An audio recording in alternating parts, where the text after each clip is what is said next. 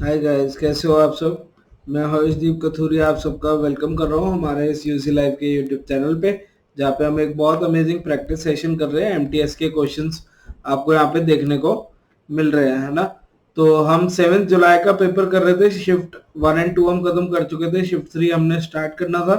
एक क्वेश्चन मैंने होमवर्क में दिया था, तो फटाफट से उसको शुरू करते हैं और फिर है ना, कोशिश करेंगे यहाँ पे ज्यादा से ज्यादा क्वेश्चन या ये पूरी शिफ्ट ही खत्म कर पाए।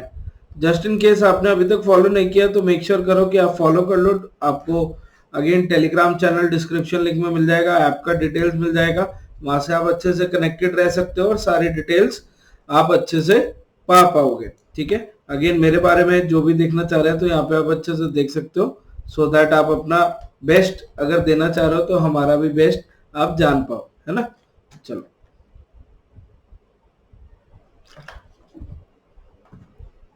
तो पहला क्वेश्चन क्या कह रहा है बच्चे कि यहाँ पे हर अल्फाबेट के लिए कोई एक मैथमेटिकल ऑपरेशन गिवन है ना।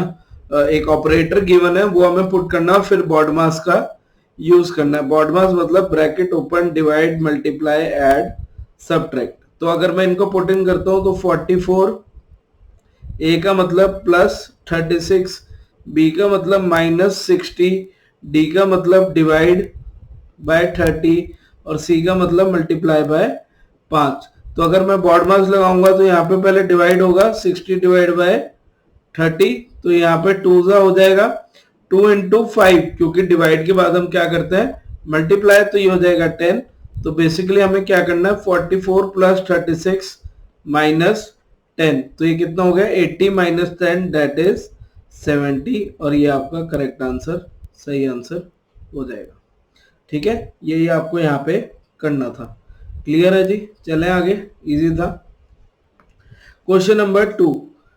क्वेश्चन नंबर 2 में क्या कह रहा है कि एक सीरीज है और हमको नेक्स्ट टर्म ढूंढना है। तो 834 से 836 आप चेक करो, प्लस 2 हो रहा है। 836 से 844 अगर आप जा रहे हो तो 8 हो रहा है।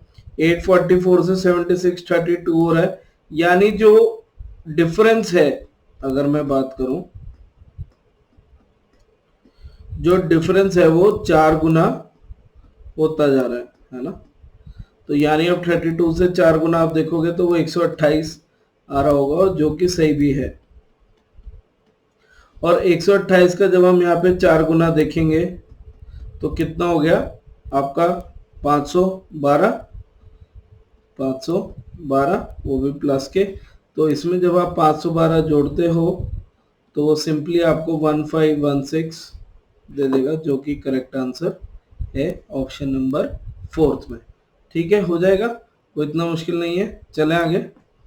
चलिए क्वेश्चन नंबर 3। क्वेश्चन नंबर 3 क्या कह रहा है, select the option in which the given figure is embedded, rotation is not allowed. तो गिवन फिगर कहाँ पे एम्बेडेड है, रोटेशन अलाउड नहीं है। तो देखो ये सीधा वाला कॉलम आपको यहीं पे दिखाई देगा, और इससे आप ये रिलेट भी कर सकते हो कि ये यहाँ पे रिलेट हो गया और ये छोटा सा टुकड़ा यहाँ पे है ना। तो ये आपका रिलेशन आ गया और ये 3 से आपको आंसर पता लग जाएगा कि ये आपका करेक्ट आंसर है। ठीक है ना, यहाँ पे एम्बेडेड आ रहा है। Question number 4।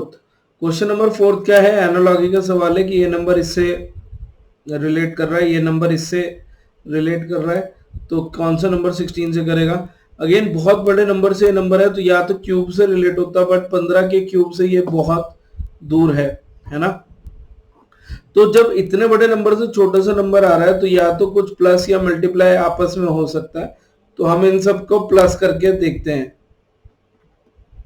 4 plus 2 plus 8 plus 4, तो ये 4 और 2 6, 6 और 8 14 और 4 18।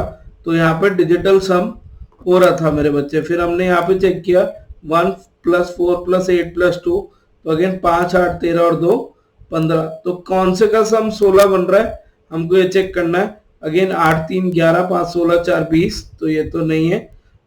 10 15 19 ये भी नहीं है। 5 13 19 ये भी नहीं है, तो यही आंसर होगा। चाहे चेक भी कर लो, 3 और 2 5, 5 और 5 आपका 10 और ये 6 16। ठीक है, तो 16 हमको चाहिए था, यहाँ से आ गया। ठीक है जी, चलें आगे। चलिए क्वेश्चन नंबर 5। क्वेश्चन नंबर 5 क्या कह रहा है, select the letter cluster from the series that can replace the, है ना, क्वेश्चन मार्क, यानी आगे चलते जाना है, आगे बताना है। तो 21, 26, 5, 10, तो 5 5 प्लस होंगे, तो 10 के बाद 5 प्लस होगा तो 15, दैट इज ओ आ जाएगा, तो ये कैंसिल हो गया। अगेन 25 से 4, 9, 14, इसमें भी +5 हो रहा है, तो 14 में से जब आप 5 ऐड करोगे तो 19, स की आवाज आई तो एस, तो ओ एस हमारा आंसर हो गया। ये सब एलिमिनेट हो जाएंगे, ठीक है। तो ये ही हमको सिंपली इस क्वेश्चन में करना था। क्या ये क्लियर हुआ? एक बार चेक कर लो। चलें आगे। Question number 6। Question number 6 rangoli वाला सवाल है, जहाँ एक सर्किल है, उसको हाफ से फोल्ड किया, फिर उसको क्वार्टर से फोल्ड किया और फिर ये कट लगाया। तो जब हमने इसको ओपन करना है तो बस इसकी मिरर इमेज हमको बना के चलनी है। मतलब ये अगर ये लाइन यहाँ पे ऐसे आ रही है तो यहाँ पे कुछ इस प्रकार से आएगी, है ना। यानी ये शेप, अगर ये लाइन ऐसे है तो ये लाइन ऐसे आएगी। ये ऐसे और ये ऐसे चाहिए थी, तो वो इसमें नहीं है, वो इसमें भी नहीं है, इसमें ऑपोजिट डायरेक्शन में है, वो इसमें भी नहीं है, वो बस फोर्थ में है। अगर मैं बस एक लाइन से बना के देखूं तो इससे मुझे पता लग गया कि ये करेक्ट आंसर होगा। आप खुद समझो ना, ऐसे वो इमेज है, ठीक है। अब जब मैं इसको बनाऊंगा तो ये कुछ इस प्रकार से बननी चाहिए ना, तो ये लाइन से ही हमको पता लग जाएगा कि वो चीज बन रही है या नहीं बन रही, ठीक है, हो जाएगा। चलो क्वेश्चन नंबर 7। क्वेश्चन नंबर 7 क्या कह रहा है बच्चे कि 3, 15, 75, 375, तो ये तो बहुत ही आसान है, गुना 5 हो रहा है, इसमें भी मल्टीप्लाई बाय 5 हो रहा है, इसमें भी मल्टीप्लाई बाय 5 हो रहा है, तो 375 इंटू 5 करेंगे, है ना। तो 1500 और 350, 1850 और 25, 1875 आपका आंसर आ जाएगा। अगेन 375 को मैंने 300 प्लस 70 प्लस 5 करके 5 से गुना कर दिया, तो ये 1500, इससे 70 से 210 और 5 से 25, ठीक है। तो कैलकुलेशन करना हमेशा आसान हो जाता है ना। 70 इंटू 5 करेंगे तो सॉरी 350, तो ये 5, 7, 8 और 1, ठीक है, हो जाएगा। चले आगे। Question number 8। क्वेश्चन नंबर 8 में क्या कह रहा है, एक कूट भाषा में ये आपको सिचुएशन गिवन है। What can be the code for calculator odd. Calculator odd का आपको कोड बताना है। अब देखो कैलकुलेटर कोड का मतलब क्या होगा। कैलकुलेटर एक तो यहाँ पे आ रहा है, और कहीं कैलकुलेटर वर्ड हमको दिख रहा है क्या, तो बिल्कुल भी नहीं दिख रहा।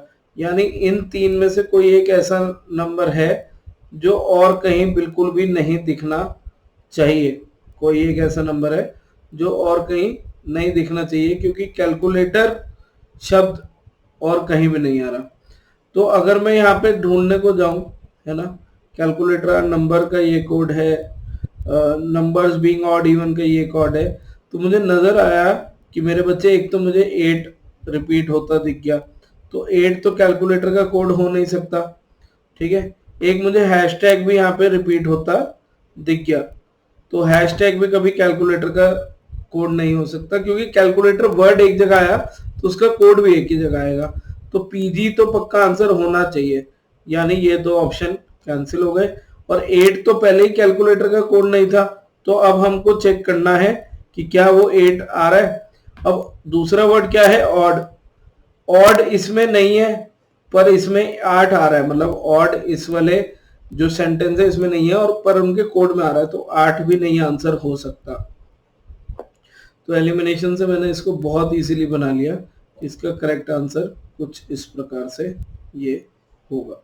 क्या ये क्लियर है? हो जाएगा। चलें आगे।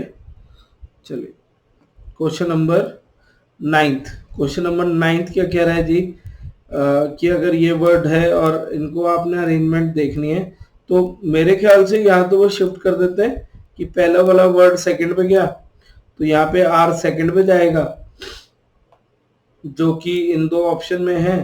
डब्ल्यू वर्ड पहले आखिरी से पहले पे आ जाएगा, तो यहाँ पे एम पहले पे आ जाएगा, एम आर। तो ये हमारा आंसर हो जाएगा, है ना। ये वाला वर्ड दूसरे से लास्ट में, तो हम भी दूसरे से लास्ट में ले जाते हैं, ठीक है। तो सिंपल अरेंजमेंट से इसको कर सकते हैं, ठीक है, हो जाएगा, कोई इतना मुश्किल वाली बात नहीं है। चलें आगे। Question number 10th। Question number 10th क्या कह रहा है जी, 7 लोग हैं, एक कॉन्टेस्ट में पार्टिसिपेट करते हैं, सबकी अलग अलग रैंक आई है, 1 बीइंग द हाईएस्ट। तो अगर मैं ऐसे रैंक के अकॉर्डिंग अरेंज करूं तो ये हाईएस्ट है, ठीक है, सबका अलग अलग रैंक है, और 7 बीइंग द लोएस्ट। अब हमको क्या गिवन है, rank of aces lower than K but higher than C. तो के से कम है, सी से ज्यादा है। रैंक ऑफ एस इज, देखो यहाँ पे एस का ही गिवन है ना, लेस देन ओनली 4 बॉयज। तो 4 बच्चों से कम है, यानी पहला, दूसरा, तीसरा, चौथा, तो एस भैया यहाँ पे आएगा, है ना। और हमको के एस सी गिवन अप था, पर जैसे मैंने बच्चे ये चीज लिखी, एक बार क्वेश्चन तो ध्यान से पढ़ो, उसने हमको यही कहा था कि अंतिम से तीसरे स्थान पर किसकी रैंक है, वो is the third from the last. आखिरी से तीसरे नंबर पर कौन होगा, तो पहला, दूसरा, तीसरा, तो क्या एस भैया ही नहीं है। तो हमको तो इसमें कुछ मेहनत करने की जरूरत ही नहीं पड़ी, ये तो एकदम से मुझे नजर आया कि यहाँ पे एस से एस गिवन है, ठीक है, ठीक है। तो आप इससे इसका आंसर बना सकते हो, कर सकते हो। क्या ये क्लियर हो जाएगा, एक बार चेक कर लो। Question number 11th। Question number 11th क्या कह रहा है बच्चे, कि एस्थमा लंग से रिलेटेड है, मतलब तो जो ये बीमारी है ये कहाँ पे इफेक्ट होती है, ये किस जगह से, है ना, शुरुआत है। तो एस्थमा लंग्स हो गया, आर्थराइटिस बोन्स हो गया, कंजक्टिवाइटिस आपकी आईज, आंखों में होता है, ठीक है। तो इसका आंसर हो जाएगा आईज, सिंपल सा ये क्वेश्चन है, ठीक है। चलें आगे। चलिए question number 12th। Question number 12th क्या कह रहा है, 5 लोग हैं sitting around a circular table facing the centre. तो अगर मैं 5 लोग यहाँ पे बनाऊं फेसिंग द सेंटर, तो 1 2 3 4 5, ठीक है। Only 1 person is sitting between M3 and M4. M2 is sitting second to the left of M4. तो M2 अगर अगर M2 हमको क्या बताना है, how many people are sitting between M2 and M1। चलो ठीक है, अगर, पर ये क्वेश्चन तो यहीं से नहीं हो जाएगा। M1 is sitting immediate right of M2, M2 के इमीडिएट राइट पे M1 बैठा है, और हमको पूछा है how many people are sitting between M2 and M1 when counted from left of M2। तो इसके अगर लेफ्ट से गिने तो इन दोनों के बीच में कितने लोग हैं, तो भैया ये 1 लोग, 2 लोग, 3 लोग, तो 3 आंसर आ गया। कुछ और इसमें अगेन फिर से कुछ करने की जरूरत नहीं है ना। पहले तो मैं सोच रहा था इसको बनाए, बट मुझे लगा एक बार क्वेश्चन पढ़ लें, तो क्वेश्चन में हमें फिर से डायरेक्ट दे रखा है, ठीक है। और तो हमें बता भी रखा है कि M2 second to the left of M4 है, तो M4 यहाँ होगा ताकि इसके बाएं दूसरे पे M2 आ जाए, ठीक है। 1 person between M3 and M4, तो M3 यहाँ पे आ जाएगा, M5 यहाँ पे आ जाएगा, बट ये सब करने की शायद जरूरत ही नहीं थी। एक बार चेक कर लो, आखिरी लाइन से ही पूरा सवाल बन जा रहा है, ठीक है। चलें आगे। चलिए question number 13th। Question number 13th क्या कह रहा है मेरे बच्चे, in a certain code language grapes is written as this. Grapes is written as this, ठीक है। तो ये आप सिंपली देखो, 7 से 8 +1, R से Q -1, A से B +1, P से O -1, E से F +1, S से R -1। तो एक बार +1, एक बार -1, +1 -1, यहाँ भी चेक कर लो, F +1 G, A -1 Z, तो ये भी सही बन रहा है, चेक भी हो गया। अब लेआउट वर्ड का हम निकाल लेते हैं फटाफट से। तो 12 + 1 13 यानी M, A -1 यानी Z, है ना। MZ से एक ही ऑप्शन है, तो मुझे इससे ज्यादा सिरदर्दी लेने की जरूरत नहीं है ना, क्योंकि वैसे ही गला खराब है तो फालतू सिरदर्दी क्यों ही लेनी, ठीक है। एक बार चेक कर लो, क्या ये हो गया, इजीली। चले आगे, चलिए क्वेश्चन नंबर 14। क्वेश्चन नंबर 14 क्या कह रहा है, सिलोजिज्म के सवाल है कि ऑल डब्ल्यू आर बी, सारे जो डब्ल्यू हैं वो बी है। नो एक्स इज डब्ल्यू, कोई भी एक्स डब्ल्यू नहीं है, तो ऐसे बना लेते हैं। सम बी आर डब्ल्यू, देखो ऑल डब्ल्यू आर बी है तो बी के अंदर तो डब्ल्यू वही आएंगे आएंगे, तो ये सही है।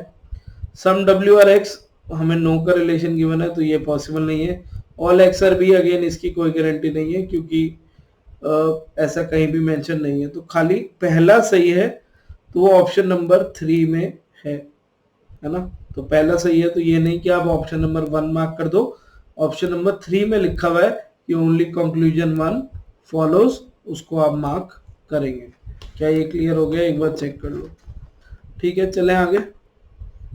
चलिए क्वेश्चन नंबर 15 क्वेश्चन में क्या कह रहा है बच्चे कि एक एरो अगर ये ऐसे बना हुआ है, फिर उसके बाद ये एरो ऐसे बना हुआ है ना, उसके बाद ये एरो ऊपर बना हुआ है, तो यानी ये एरो ऐसे क्लॉकवाइज डायरेक्शन में घूम रहा है, तो अगली बार ये एरो इस तरह बन के आएगा, इस तरह बन के आएगा, तो यहाँ और यहाँ तो नहीं है, ये कैंसिल। अब बाकी में देखो कि एक ये रोम्बस सा आया, अगले में 2 रोम्बस आए, तो जो नेक्स्ट आएगा उसमें 3 रोम्बस होने चाहिए। इसमें एक स्क्वायर सा भी दिख रहा है, ऑल्दो रोम्बस स्क्वायर से रिलेट कर सकता है, पर 3 रोम्बस चाहिए, तो ये कैंसिल हो गया, ये यहाँ पे दिख रहा है, चेक कर लो जरा, है ना। तो ये आपका करेक्ट आंसर, सही आंसर अगेन हो जाएगा।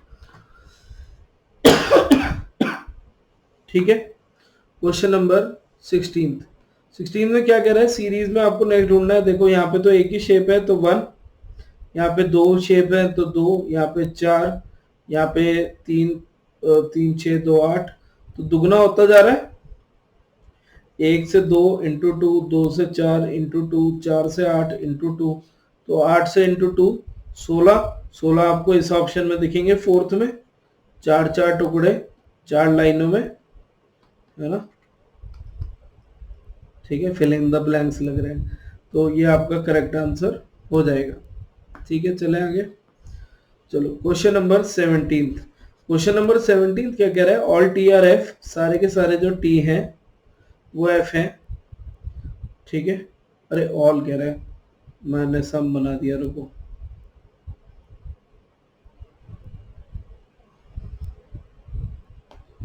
हाँ जी, ऑल टी आर एफ ऐसे, सम पी आर टी, कुछ पी जो है वो टी होंगे। नो एफ इज पी, कोई भी एफ पी नहीं है, अगेन ऐसी कोई गारंटी नहीं है।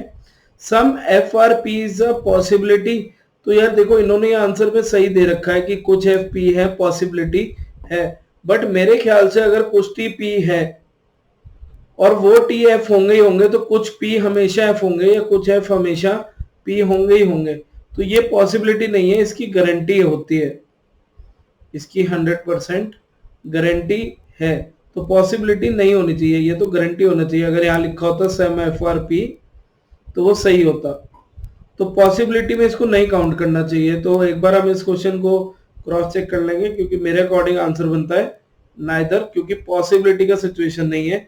जो गिवन आंसर था वो ओनली कंक्लूजन 2 फॉलोज था, उन्होंने गारंटी वाली चीज को पॉसिबिलिटी मान लिया। जो चीज की गारंटी है तो उसकी संभावना थोड़ी होगी, वो तो 100% हो ही रही है ना। तो इस चीज का हम यहाँ पे एक बार डिस्कशन कर लेंगे, पर जो मैंने आपको बताया कॉन्सेप्ट वाइज वो बिल्कुल सही है, आप निश्चिंत होके है ना उस पर अमल कर सकते हो, तो परेशान होने की जरूरत नहीं है। ठीक है, क्वेश्चन नंबर 18। क्वेश्चन नंबर 18 क्या कह रहा है कि ये 7 लोग हैं, एक सर्कुलर टेबल पे बैठे हैं। अगेन 7 लोग अगर सर्कुलर टेबल पे बैठे हैं तो कुछ इस अकॉर्डिंग हम इन्हें बिठा देते हैं, है ना। 1 2 3 4 5 6 7। M5 is the immediate neighbour of both M1 and M4, तो M5 को यहाँ पे लेते हैं, तो M1 इधर और M4 इधर। आपका मन कर रहा है तो आप अगेन दोनों केसेस से बना सकते हो कि M5 इधर तो M4 इधर और M1 इधर भी आ सकता है ना। 3 4 5 6 7 और इनका चेहरा अंदर की तरफ, कोई दिक्कत नहीं है। ठीक है। M5 is neighbour of M1 M4, M6 is right of M1। तो देखो इस वाले केस में M6 राइट ऑफ M1 नहीं होगा, तो हमें ये वाला केस ये बनाना पड़ेगा। M6 राइट ऑफ M1 हो गया, M7 M6 और M3 का नेबर नहीं है, ठीक है। Who is second to the right of M7, अगर M6 और M3 का नेबर नहीं है और हमको ये सारी सिचुएशन गिवन है, तो आपको यहाँ पे M7 को पुट करना पड़ेगा यहाँ पे और M3 को पुट करना पड़ेगा यहाँ पे, क्योंकि अगर M3 को यहाँ रखते हो तो M7 के लिए जगह ही नहीं बचेगी, इधर रखते हो तो जगह नहीं बचेगी, तो यही जगह अल्टीमेटली बनी। तो अगर मैं रब करके अभी आपको इस वाले डायग्राम पे पुट इन कर दूं सारी ये करेक्ट वैल्यू, सो दैट आप क्लियरली देख पाओ, तो आपको नजर में आएगा कि ये बना M4 M5 M7 M3 M6 M1, तो M2 जो रह गया वो इधर आएगा। Second to the right of M7 पूछा है, तो M7 के सेकेंड राइट पे हमारे M4 भैया, क्योंकि ये इसका राइट हैंड साइड होगी ना, है ना, एक बार यही चेक कर लो, यही बनेगा। तो who is second to the right of M7, तो आप यहाँ पे M4 कह सकते हो, ठीक है। अरे M4 तो ऑप्शन में नहीं है, एक सेकंड रुको। 7 men M1 M2 are sitting around a circular table, ठीक है जी, facing centre. M5 is the immediate neighbor of, अरे कुछ गलत लिख दिया क्या मैंने, अच्छा अच्छा अच्छा रुको, ये M4 आएगा, ये M5 आएगा, मैंने वहां सही बनाया है, इधर लिखने में गलती हो गई है ना, ये सही बनाया बल्कि। तो M7 का सेकंड राइट पे M5 भैया होंगे, सही बना, ठीक है ना। तो यानी वो कहते हैं ना कि सोल्यूशन जितना आप साफ से लिख लो उतना अच्छा है, कि कॉपी करने में गलती ना हो जाए, तो थोड़ा सा देख के, है ना। 19 सोबर का कोड अगर आपको गिवन है अगेन,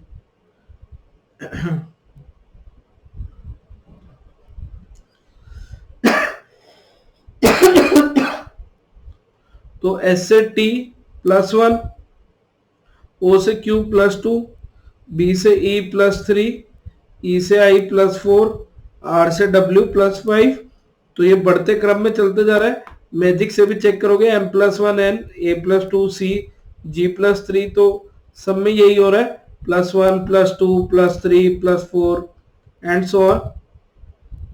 तो जब ऑल्टर का हमें करना है तो A +1 इज B, L है 12 + 2 is 14 that is N, T +3 23 is W, A +4 1 + 4 is 5 that is E, B and W E मेरे को एक ही ऑप्शन में दिख रहा है, दैट इज ऑप्शन नंबर 4, ये मेरा करेक्ट आंसर हो जाएगा, ठीक है जी, क्लियर है। चले आगे, क्वेश्चन नंबर 20 में क्या कह रहा है, select the two numbers that must be interchange to make the following equation correct. तो अगर हम डिवाइड का देखें तो यहाँ डिवाइड बिंदास तरीके से हो रहा है ना, और अगर मैं ऑप्शन चेक करूं तो सबसे ज्यादा बारी 9 ही दे रखा है और 8 और 6 दे रखा है। तो क्योंकि अगर मैं 9 की बजाय यहाँ पे 8 भी करता हूँ तो ये डिवाइड हो जाएगा, या 6 करता हूँ तो भी हो जाएगा, तो मुझे सारे ही यहाँ पे केसेस ट्राई करने पड़ेंगे, है ना। बिना टाइम लगाए तो हम फटाफट से फिर शुरू करते हैं। अगर मैं सबसे पहले एक काम करता हूँ, 9 और 8 को चेंज कर लेता हूँ, यहाँ पे 8 कर देते हैं, यहाँ 9 करते हैं, तो यहाँ पे क्या बनेगा, 8 9 72, 9 9 81, 81 + 6 87 -5, तो नहीं बनेगा, तो 8 और 9 से तो नहीं बन रही बात, है ना, ये हमने चेक कर लिया। अब हम और ऑप्शन चेक करके देखते हैं,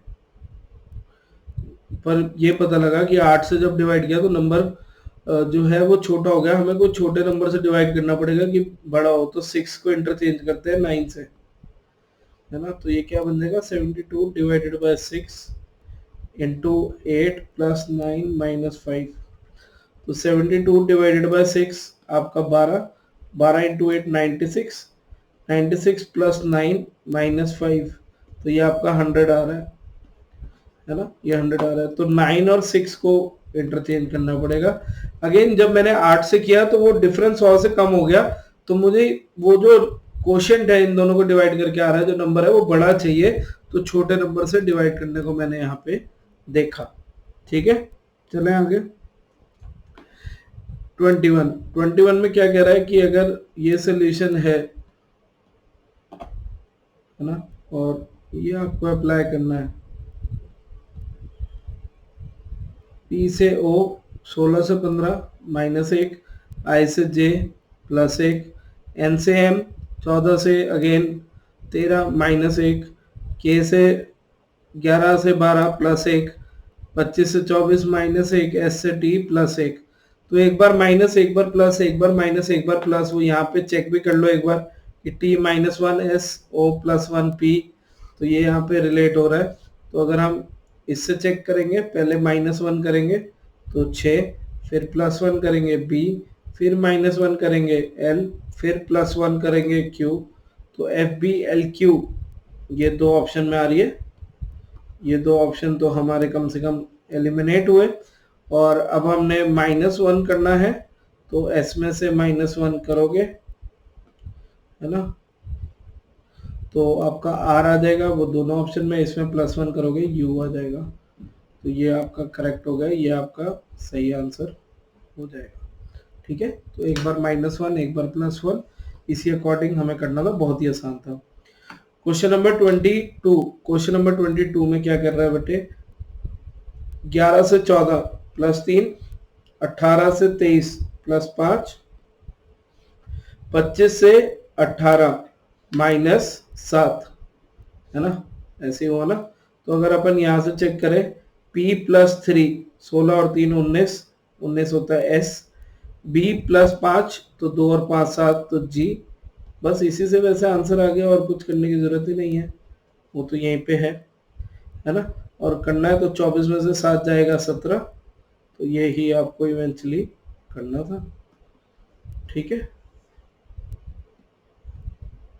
और वो लिखना चाहो तो ऐसे लिख सकते हो। ठीक है, question number 23, select the option in which the numbers are related in same way as given sets.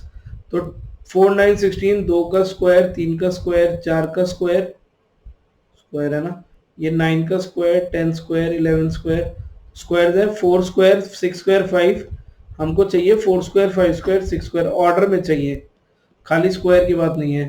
5 7 9, तो ये हो सकता है उनमें एक एक का गैप था, इनमें 2 2 है। 3 4 6, तो ये तो बिल्कुल ही नहीं होगा। 6 7 8, तो फिर तो वो 2 2 का गैप, क्योंकि कई बार हो सकता है ना कि सब में अलग अलग गैप है, उसमें कम से कम 2 2 का गैप तो है, कॉमन गैप तो है, तो उसके तो रखा था। अगर नहीं आ रहा, उससे बेटर ऑप्शन है 6 स्क्वायर, 7 स्क्वायर, 8 स्क्वायर, तो ये आपका आंसर हो जाएगा। ठीक है, चलें आगे। क्वेश्चन नंबर 24 में क्या है, मिरर इमेज निकालनी है। अगेन बहुत इजी क्वेश्चन है ये। अगर यहाँ पे है तो यहाँ पे ये सिंपली ऐसे दिखना चाहिए, जो कि इस ऑप्शन में दिख रहा है। इसमें तो टेढ़ा सा आ गया, इसमें ये लंबा ज्यादा हो गया, इसमें तो है ही नहीं, तो ये भी कैंसिल। सिंपल, 1 आंसर हो गया। 25 में करेक्ट मिरर इमेज आपको निकालनी है। तो जब आप इसकी फोटो यहाँ नीचे बनाओगे, तो ये जो भैया है ये इस तरफ से एरो कुछ ऐसे बनाएंगे, और ये बस इसी ऑप्शन में आ रहा है, और तो कहीं आ ही नहीं रहा। तो ये आपका करेक्ट आंसर हो गया।